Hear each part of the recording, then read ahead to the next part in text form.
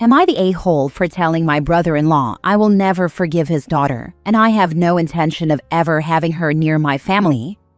So the people involved here, me, 30 female, my husband, 35 male, my older sister, 35 female, my sister's son Kevin, 14 male, her husband Joe, 40 male, Joe's daughter Kelly, 15 female. My sister had a blended family with her bio son, her husband, and her stepdaughter. I would say it was still a work in progress for them, but we all accepted and included Joe and Kelly into our lives. A few weeks ago, my husband and I organized a little get-together at our place to celebrate my birthday, and for people in our family to spend time with our 6-month-old son.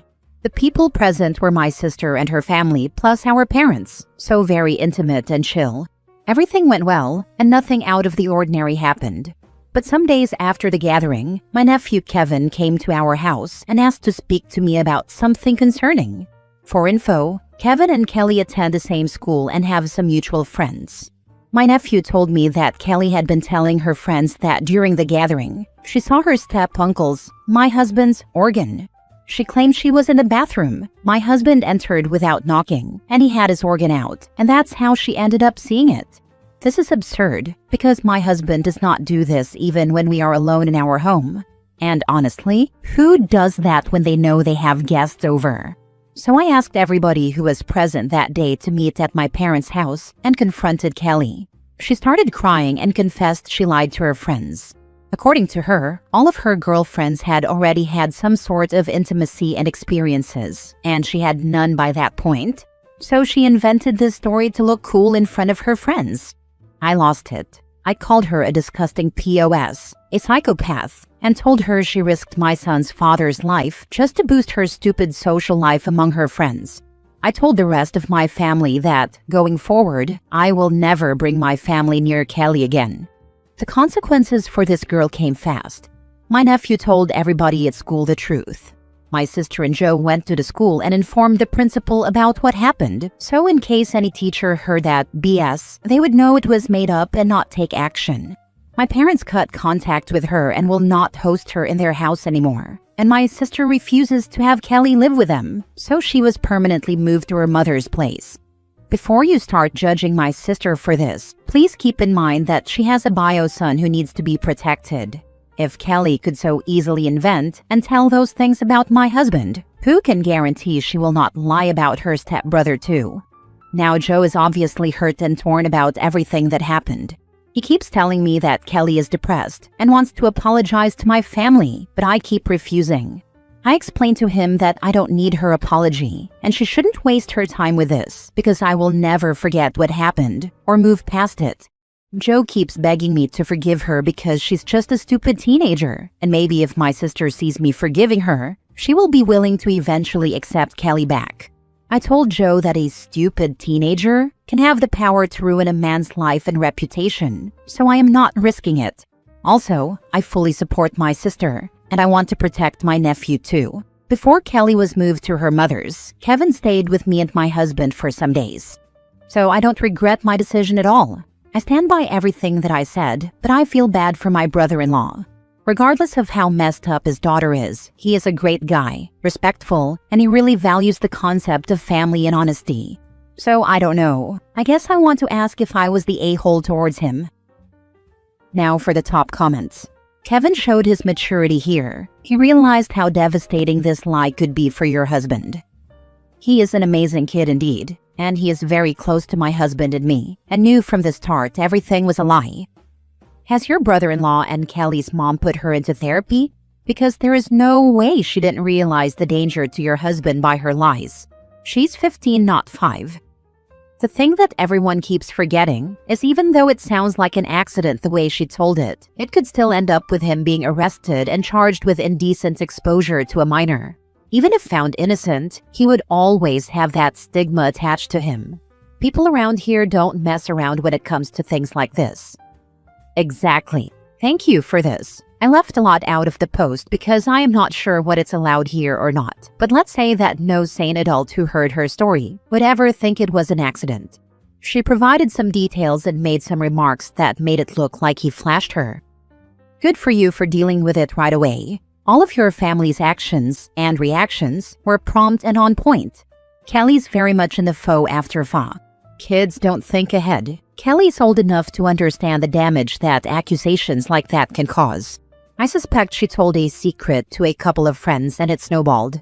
Joe's marriage is in for some tough times. I wonder if it will survive. Your sister should never let Kelly back in the house while her son is there, if ever. I do hope Kelly gets counseling. This is the kind of thing that will stay with her, the story that family whispers about. I read a similar story, but the stepfather was a teacher. It cost him his job, his volunteer work, and most of his friendships. He never got those back when it was found out she had made the whole thing up. His ex, who had believed the daughter, was devastated by the situation. He had of course left the family home during the investigation, but he went further and walked away from the relationship, the family, and instead sent divorce papers. She even offered to leave her family and go away with him. He refused and disappeared. OP, you are not the a-hole. The only a-hole here is Kelly. She acted impulsively and should pay the price. Let it go from your mind. You have a family to protect. Next story. Am I the a-hole for reporting threats made by my husband's kids and their mom to CPS, and then leaving because I'm pregnant? I, 30 female, have been married for the last 2 years and together with my husband, 33 male, for a little over 4.5 years. He's divorced with 2 children, 11 and 13, with his ex. I was not the other woman. They were not married when I met him and had been divorced for at least 3 years by that point. But the ex was very difficult once I moved in with my husband. It was something that could be managed by reducing contact back then, but she made it clear she didn't want her kids to have a stepmom, and she did voice to the kids that she did not want them to like or respect me. It didn't work right away, and we got along well at the start, but a few weeks after the wedding, there was a very clear change in the relationship. It wasn't unmanageable, and we went to therapy together to try and make things work well like they had previously. Things changed for the worse when I became pregnant. We told the kids, and they became angry. They told their mom, and she became angry. And then the kids were aggressive in speaking to me. There was a lot of F-yous and F-offs, and get the heck out of here from them. I was called names. I was told to get an abortion by the 13-year-old. My husband was speaking to his kids and punishing them when needed. But it got worse. And then the kids showed me texts between them and their mom, where there were threats to me and my unborn child, which turned into them threatening to make sure I didn't give birth. They were serious enough that I had to call my husband home from work early because the kids were acting like they might just follow through. He disciplined them, and he told me that I shouldn't worry because they wouldn't really do it. I told him I wasn't sure about that, and he told me he wouldn't let anything happen. But it almost did. The 11-year-old attempted to make the threats a reality. I told my husband I was not putting myself or our baby at risk. He told me it wouldn't happen again, and he'd be dealing with it all around, but he had no answer as to what he could do, not even to say the kids would never be left with just me. And then more threats came as we were fighting about it. I told him I was not taking chances with my baby. I made a report to CPS, and then I moved out of the house I share with my husband and in with my parents. This is all very recent, but the CPS investigation is taking this seriously from what I can tell. My husband has reached out to me, and he expressed how hurt and angry he was that I took it this far. His parents have also done the same. They told me I took it too far, and I could have worked with my husband to make this safer for me. But I feel like I gave it a chance, but he was far too blasé about it, especially after the attempt. But maybe I'm overreacting, and I'm here to be told if that's true or not. I only want to keep my baby safe. Am I the a-hole? You did not overreact. He didn't tell his family the whole story. I bet they don't know about the text or the threats. Get a divorce lawyer and ask for supervised visitation only. File for a restraining order from his kids and ex-wife for you and your unborn child. Involve CPS in the custody case. They know the whole story. The texts were mentioned, but it didn't matter because his parents still think there was a better way to handle this. It worries me that they don't take this as seriously as me. I understand they love their grandchildren and my husband loves his children, but this baby is a grandchild or child too, and is at risk even if they don't want to believe it. Not the a-hole. You went above and beyond trying to create a safe environment. Your baby's safety comes first, period. For me it does, but I don't think my husband or his parents feel the same way. Or they're overconfident that they won't let it happen, when one attempt already happened and could have caused so much harm. Sorry to ask this, but what was the one attempt?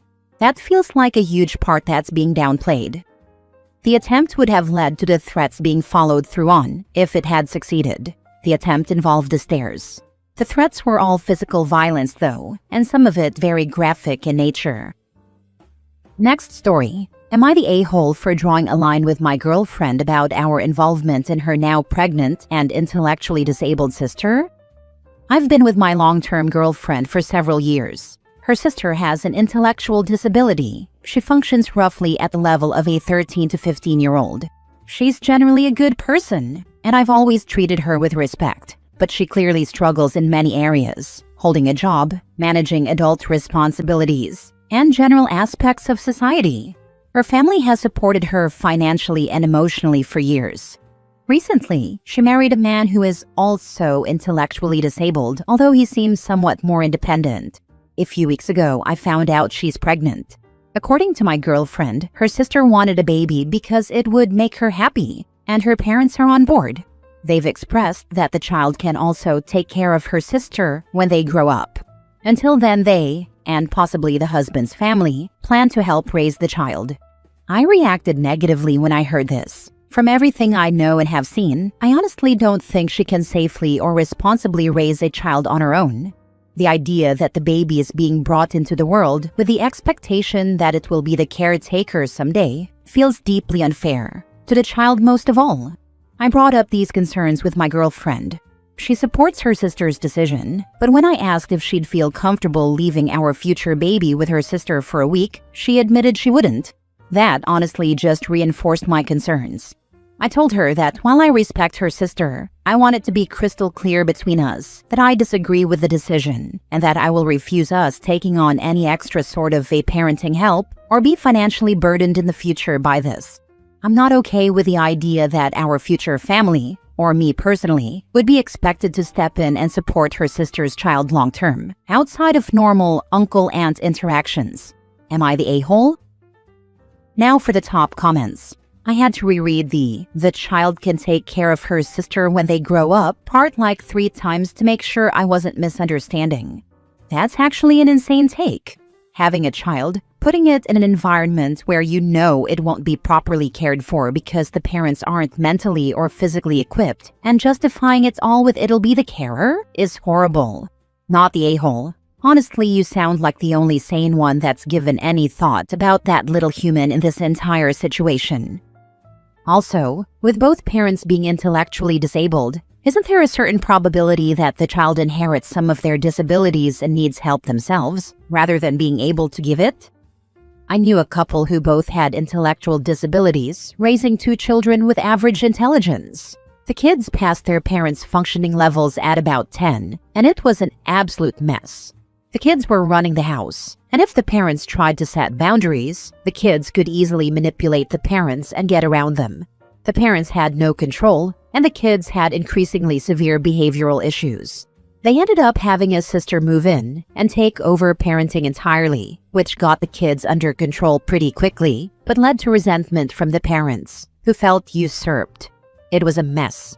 They did end up giving custody to the sister, and the couple moved out and had another baby. APS and CPS need to be involved here. One of my closest friends had almost the same situation about 10 years ago now. Sister with an intellectual deficiency married a guy who also had an intellectual deficiency. They got pregnant. They couldn't take care of the baby, and my friend has had guardianship since the baby was 5 days old. If she hadn't said yes to the guardianship, baby would have been placed for adoption. Has anybody even considered that as an outcome?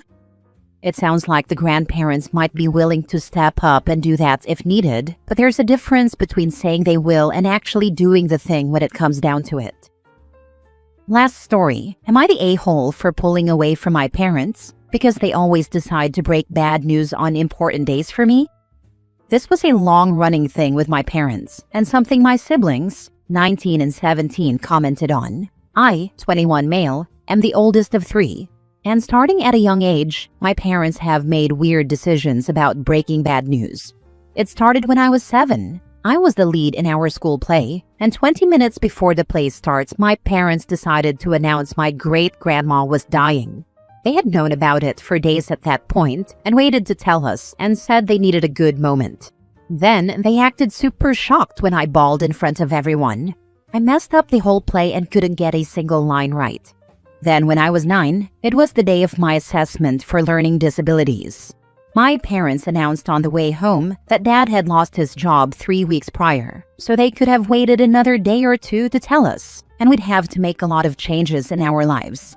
At the time, I wondered if they saw my learning disabilities as a burden on top of everything and resented me for it.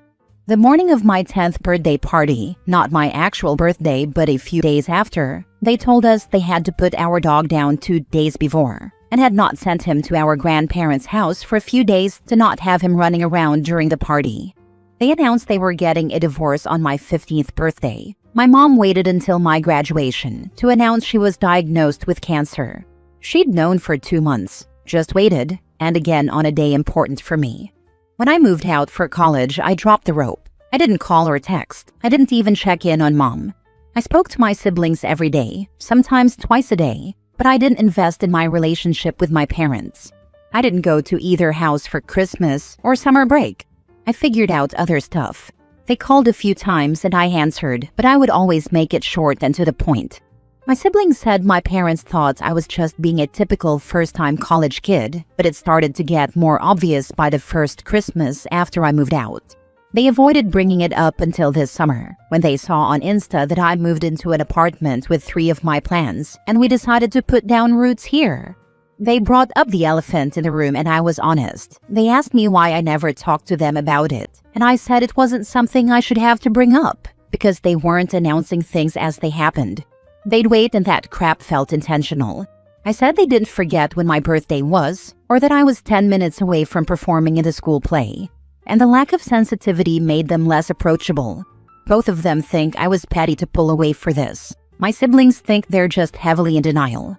Am I the a-hole? Your parents think you're wrong to pull away because how are they ever going to screw up an important day for you ever again if you don't give them the chance to? Not the a-hole. Enjoy your peace. Your folks use you as an emotional punching bag and you're under no obligation to allow them to do that to you. Abusers get annoyed when they lose control of their victims. Not the a-hole. Tell them you didn't want them to know you got an apartment and then be told the next day that an uncle died a year ago. Or when you graduate, then they can tell you that they have to move across the country the next day. And heaven forbid you get married. And on the day they announce they got a divorce the year before, and each of them is getting married to other people next month. You stop the pattern, because when people are at their happiest, is not the time to share bad news, nor is it when they are at their lowest, but the best time is as soon as possible from the knowledge of the event. Even the putting down of the dog could have been a discussion a month before, with time to say goodbye. Not getting to say goodbye to him really sucked. My siblings and I loved him, and he was in our family before any of us were born. So to go from he's at our grandparents to now he's dead was very traumatic.